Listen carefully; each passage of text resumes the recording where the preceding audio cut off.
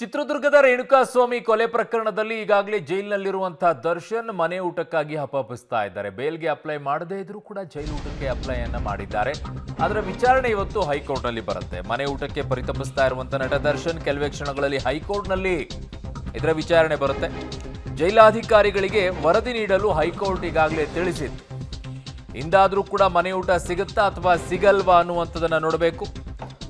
ಒಂದು ಕಡೆಗೆ ಇವತ್ತು ವರದಿಗಳನ್ನ ಕೂಡ ಕೇಳ್ತಾ ಇದ್ದಾರೆ. ಜೈಲಾಧಿಕಾರಿಗಳು ವರದಿಯನ್ನ ಕೊಡಬೇಕಾಗತ್ತೆ. ಅದರ ಆಧಾರದ ಮೇಲೆ ಹೈಕೋರ್ಟ್ ಇವತ್ತು ಮನೆ ಊಟ ಕೊಡೋಕೆ ಅವಕಾಶವನ್ನು ಮಾಡಿಕೊಡುತ್ತಾ ಇಲ್ವಾ ಅಂತೇಳಿ. ಅದರ ಮಧ್ಯದಲ್ಲಿ ನಿಯಮಗಳೇನಿದೆ ಆ ನಿಯಮಗಳನ್ನ ಮೀರಿ ಕೊಡೋಕ್ಕಾಗತ್ತಾ, ಕೊಡೋದಾದ್ರೆ ಇನ್ನುಳಿದಂಥವ್ರಿಗೂ ಕೂಡ ಅದನ್ನ ಕೊಡುವಂತ ಪರಿಸ್ಥಿತಿ ಬರುತ್ತೆ ಅಲ್ಲ ಅಂತ. ನಿಯಮಗಳ ಪ್ರಕಾರ ಏನಿದೆ, ಒಂದು ಅನಾರೋಗ್ಯ ಸಮಸ್ಯೆ ಇದ್ರೆ ಮಾತ್ರ 10 ರಿಂದ 15 ದಿನಗಳವರೆಗೂ ಕೂಡ ಅದಕ್ಕೆ ಅವಕಾಶ ಇದೆ ಅಂತ ಹೇಳಿ. ಅದು ಕೂಡ ತುಂಬ ಸಪ್ಪೆ ಇರೋದು. ಆಮೇಲೆ ಬಿಸಿನೀರೆಲ್ಲ ಕೊಡೋಕ್ಕೂ ಆಗೋದಿಲ್ಲ. ಸೊ ಈ ಥರ ಕಂಡೀಷನ್ಸ್ಗಳಿದೆ. ಅದು ಹುಷಾರಿಲ್ಲದೆ ಇರುವಂಥ ಸಂದರ್ಭದಲ್ಲಿ, ಅನಾರೋಗ್ಯದ ಸಂದರ್ಭದಲ್ಲಿ ಮಾತ್ರ ಆ ರೀತಿಯಾಗಿ ವ್ಯವಸ್ಥೆ ಇದೆ. ಬೇರೆ ಟೈಮಲ್ಲೂ ನನಗೆ ಮನೆ ಊಟನೇ ಬೇಕು ಅಂತಂದರೆ ಹೇಗೆ ಸಾಧ್ಯ? ಅಲ್ಲಿ 4,000 ಕೈದಿಗಳಿದ್ದಾರೆ. ಎಲ್ಲರೂ ಕೇಳಕ್ಕೆ ಶುರು ಮಾಡಿದರೆ ನಾವೇನು ಮಾಡೋಣ ಅಂತ ಕಳೆದ ಬಾರಿ ವಿಚಾರಣೆಯ ಸಂದರ್ಭದಲ್ಲಿ ವಕೀಲರು ವಾದವನ್ನು ಮಾಡ್ತಾ ಇದ್ರು. ಸೊ ಜೈಲಾಧಿಕಾರಿಗಳಿಗೆ ವರದಿ ಕೊಡಿ, ಹೇಗಿದೆ ಏನು ಎತ್ತ ಅಂತ ಹೇಳಿ. ಅದರ ನಂತರ ಮುಂದಿನ ನಿರ್ಧಾರವನ್ನು ತೆಗೆದುಕೊಳ್ಳೋಕೆ ಈಗ ಕೋರ್ಟ್ ಮುಂದಾಗತ್ತೆ. ನನ್ನ ಸಹೋದ್ಯೋಗಿ ಈಗ ಕ್ರೈಮ್ ಬ್ಯೂರೋ ಹೆಡ್ ಆಗಿರುವಂಥ ಮುರಳೀಧರ್ ನನ್ನ ಸಂಪರ್ಕಕ್ಕೆ ಸಿಗ್ತಾ ಇದ್ದಾರೆ. ಮುರಳಿ, ಒಂದು ಕಡೆಗೆ ಬೇಲಿಗೆ ಮಾತ್ರ ಅಪ್ಲೈ ಮಾಡ್ತಾ ಇಲ್ಲ, ಆದರೆ ಮನೆ ಊಟಕ್ಕೆ ಮಾತ್ರ ಅಪ್ಲೈ ಮಾಡ್ತಾನೆ ಇದ್ದಾರೆ. ಅದಕ್ಕೆ ಬೇಡಿಕೆಯನ್ನು ಇಟ್ಕೊಳ್ತಾನೆ ಇದ್ದಾರೆ, ಮನೆ ಊಟ ಬೇಕು ಅಂತ ಹೇಳಿ. ನಿಯಮಗಳ ಪ್ರಕಾರ ಈ ರೀತಿಯಾಗಿ ಸಪ್ರೇಟ್ ಆಗಿ ಮನೆ ಊಟವನ್ನು ಕೊಡಬೇಕು ಅಂತೇಳಿ ಪರ್ಟಿಕ್ಯುಲರ್ ಆಗಿ ಯಾವುದು ಕೂಡ ಇದ್ದಂಗೆ ಕಾಣಿಸ್ತಾ ಇಲ್ಲ ಜೈಲಿನ ನಿಯಮಗಳ ಪ್ರಕಾರ, ಮ್ಯಾನ್ಯುವಲ್ ಅಲ್ಲಿ ಇರುವ ರೀತಿಯಲ್ಲಿ. ಬಟ್ ಇವತ್ತು ಹೈಕೋರ್ಟ್ನಲ್ಲಿ ಎಷ್ಟೊತ್ತಿಗೆ ವಿಚಾರಣೆ ಬರುತ್ತೆ, ಏನು ಬಾಕಿ ಉಳ್ಕೊಂಡಿದೆ ಈಗ ಕೋರ್ಟ್ನಲ್ಲಿ?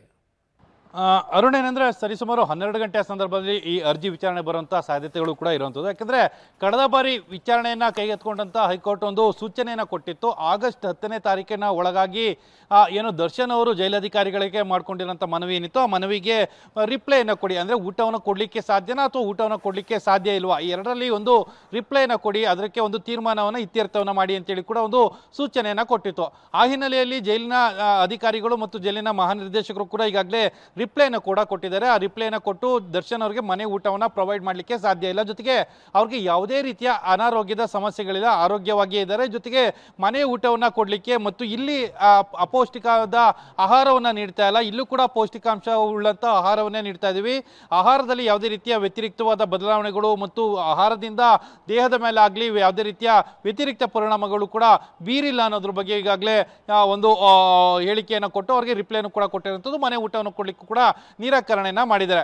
ಆ ಮಾಹಿತಿಯನ್ನು ಈಗಾಗಲೇ ಹೈಕೋರ್ಟ್ಗೂ ಕೂಡ ಸಲ್ಲಿಕೆಯನ್ನು ಮಾಡಿದ್ದಾರೆ. ಇವತ್ತು ಅದು ಅಧಿಕೃತವಾಗಿ ಏನು ಬೆಂಚ್ನ ಮುಂದೆ ಬರ್ತಾ ಇದೆ. ಬೆಂಚ್ನ ಮುಂದೆ ಬಂದ ಬಳಿಕ ಅಲ್ಲಿ ಮತ್ತೆ ವಾದ ಪ್ರತಿವಾದವನ್ನ ಮಾಡುವಂಥದ್ದು. ಆ ಸಂದರ್ಭದಲ್ಲಿ ದರ್ಶನ್ ಅವರಿಗೆ ಯಾವ ವಿಚಾರಕ್ಕಾಗಿ ಊಟವನ್ನು ತಿರಸ್ಕಾರವನ್ನು ಮಾಡಿದ್ದೀವಿ ಅನ್ನೋದ್ರ ಬಗ್ಗೆ ಜೈಲಿನ ಪರ ವಕೀಲರು ಒಂದು ಕೋರ್ಟ್ಗೆ ಮಾಹಿತಿಯನ್ನು ಕೊಡುವ ಒಂದು ಪ್ರಯತ್ನಗಳನ್ನು ಮಾಡ್ತಾರೆ. ಜೊತೆಗೆ ದರ್ಶನ್ ಅವ್ರಿಗೆ ಯಾಕೆ ಊಟ ಬೇಕು ಅನ್ನೋದ್ರ ಬಗ್ಗೆ ಮಂದಟ್ಟು ಮಾಡಿಕೊಡೋದು ಒಂದಷ್ಟು ಪ್ರಯತ್ನಗಳನ್ನು ಕೂಡ ಮಾಡುವಂಥದ್ದು. ಯಾಕೆಂದ್ರೆ ಈ ಸಂದರ್ಭದಲ್ಲಿ ಅಂದರೆ ಜುಲೈ 31ರಿಂದ ಇಲ್ಲಿಯ ತನಕ ಯಾವುದೇ ರೀತಿಯ ವ್ಯತಿರಿಕ್ತ ಪರಿಣಾಮಗಳು ಅಥವಾ ಆತನ ದೇಹದ ಮೇಲೆ ಯಾವುದಾದ ಅನಾರೋಗ್ಯದ ಸಮಸ್ಯೆಗಳು ಯಾವುದು ಕೂಡ ಆಗಿಲ್ಲ.